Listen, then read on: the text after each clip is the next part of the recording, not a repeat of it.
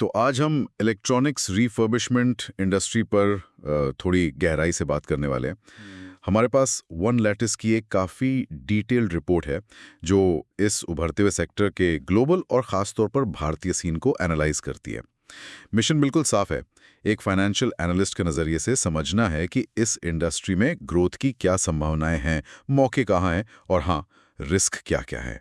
मतलब क्या ये सेक्टर वाकई निवेश के लिहाज से आकर्षित है? चलिए देखते हैं। बिल्कुल। और ये इंडस्ट्री खास इसलिए भी है क्योंकि ये दो बड़े ट्रेंड्स के संगम पर है कह सकते हैं। एक तो लागत प्रभावशीलता मतलब कॉस्ट इफेक्टिवनेस और दूसरा सस्टेनेबिलिटी।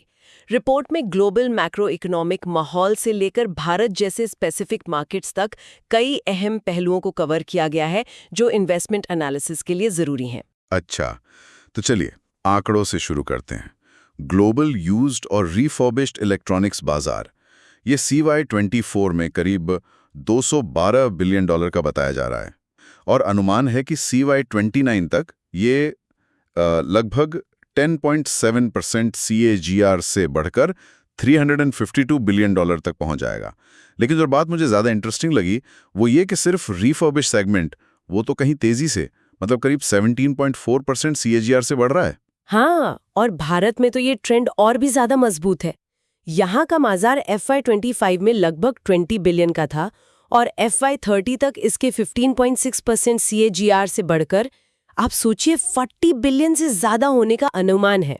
एनालिस्ट के लिए खास ध्यान देने वाली बात यह है कि भारत में रिफर्बिश्ड पीसी और जो प्रीमियम स्मार्टफोन्स है उनका सेगमेंट बहुत तेजी से बढ़ रहा है। अनुमान यह है कि भारत में रिफर्बिश्ड पीसी मार्केट अकेला FY25 से FY30 के बीच लगभग 30% CAGR से बढ़ेगा। ये नए पीसी बाजार की ग्रोथ से कहीं ज्यादा है। वाह, 30%! इतनी जबरदस्त ग्रोथ के पीछे क्या कारण है? रिपोर्ट क्या कहती है? सस्टेनेबिलिटी पर फोकस, कम कीमत में चीजें मिलना, डिजिटलीकरण, ये सब तो है ही। हाँ, बिल्कुल। देखिए, ग्लोबल लेवल पर सस्टेनेबिलिटी गोल्स हैं जैसे UN SDGs, COP28 कमिटमेंट्स और कचरे की चिंता तो बढ़ ही रही है। तो कंपनियां और ग्राहक दोनों ही नए डिवाइस खरीदने के बजाय रिफर्बिश्ड की तरफ देख रहे हैं। और भारत की बात करें तो digital India, make in India और खास तौर पर EPR मतलब एक्सटेंडेड प्रोड्यूसर रिस्पॉन्सिबिलिटी नियम ये बहुत बड़ा रोल निभा रहे हैं। EPR वो कैसे मदद कर रहा है?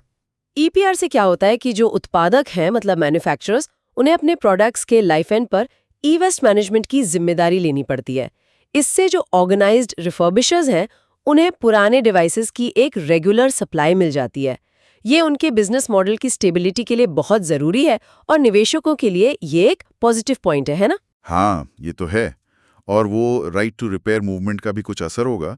रिपोर्ट ये भी कहती है कि नए प्रोडक्ट्स में अब बहुत बड़े अपग्रेड्स नहीं आ रहे हैं, मामूली बदलाव होते हैं। सही कहा।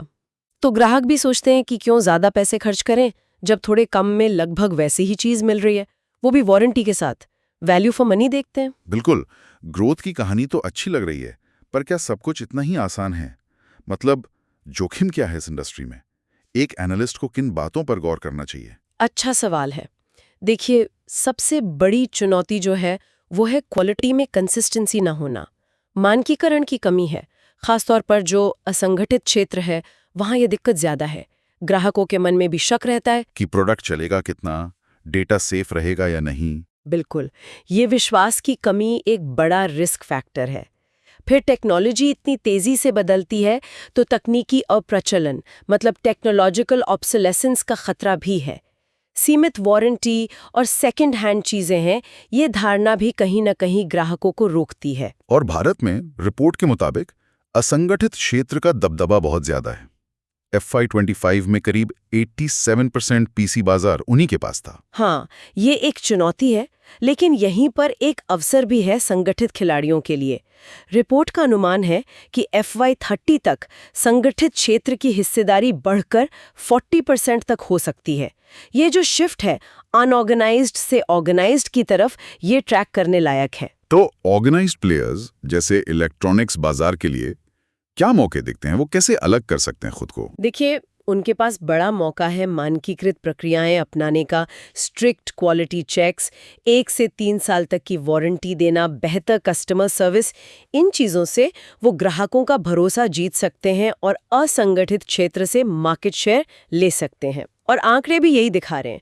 जैसे आपने इलेक्ट्रॉनिक्स बाजार का नाम लिया, उनकी रेवेन्यू ग्रोथ FY 23-25 में 46.3% CAGR रही है, जो मार्केट एवरेज 10.7% से कहीं ज्यादा है। अच्छा, और उनकी वो एंड टू एंड कैपेबिलिटीज भी मायने रखती होंगी, मतलब L1 से L3 रिपेयर तक? जी हाँ, बेसिक क्लीनिंग टेस्टिंग से लेकर कंपोनेंट लेवल रिपेयर और कॉस्मेटिक फिक्सिंग तक सब कुछ इन हाउस करना उन्हें एक एज देता है।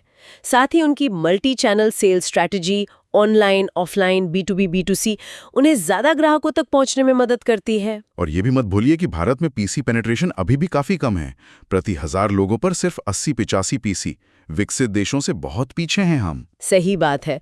तो भविष्य में ग्रोथ की गुंजाइश तो बहुत है। तो अगर हम सम अप करें तो इलेक्ट्रॉनिक्स रिफर्बिशमेंट इंडस्ट्री सस्टेनेबिलिटी और कॉस्ट सेविंग जैसे मजबूत मैक्रो ट्रेंड्स पर सवार है। तेजी से बढ़ रही है, खासकर भारत जैसे बाजारों में। और सरकारी नीतियां जैसे EPR वो भी इसे सपोर्ट कर रही हैं। हाँ, ये तस्वीर का एक पहलू है। लेकिन फाइनेंशियल एनालिस्ट्स को निवेश का फैसला करने से पहले क्वालिटी वेरिएशन, ग्राहक का विश्वास जीतने की चुनौती, टेक्नोलॉजिकल ऑब्सोलेसेंस जैसे जोखिमों का भी सावधानी से मूल्यांकन करना होगा।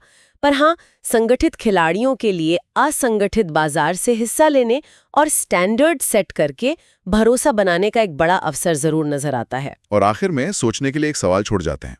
जैसे जैसे राइट टू रिपेयर जैसे नियम और मजबूत होंगे दुनिया भर में और भारत में भी, तो ये सिर्फ ग्राहक के व्यवहार को ही नहीं बदलेंगे, बल्कि ये रिफर्बिशमेंट कंपनियों के बिजनेस मॉडल, उनकी सप्लाई चेन और हाँ, निवेश के अवसरों को किस तरह से नया आकार देंगे, इस पर नजर रखना दिलचस्प होगा।